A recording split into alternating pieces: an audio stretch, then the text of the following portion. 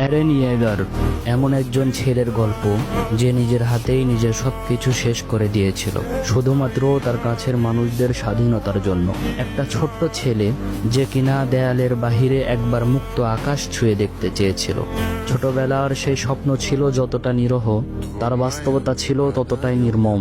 তার মায়ের মৃত্যু তার চোখের সামনে খুব নির্মমভাবে হয়। প্রথমবার সে বুঝেছিল এই পৃথিবীটা নিছক এক নিষ্ঠুর খাঁচা। সেই মুহূর্তেই জন্ম নেয় প্রতিশোধের আগুন। অ্যারেন ইয়েগার আমাদেরকে শিখিয়ে গিয়েছে সবাই হিরো হতে পারে না, কেউ কেউ ভিলেন হয়েও ইতিহাস বদলায়। যাকে আমরা ভয় পাই হয়তো সেই একদিন আমাদেরকে বাঁচিয়েছিল। ত্যাগ মানে শুধু মৃত্যু না, ত্যাগ মানে নিজের সবচেয়ে প্রিয় জিনিসগুলোকে নিজের হাতে ভেঙে ফেলা। কারণ ভবিষ্যতের মূল্য দিতে হয় বর্তমানকে ছিঁড়ে। ভালো মানুষ হওয়ার জন্য সবসময় সবার প্রিয় হওয়া লাগে না।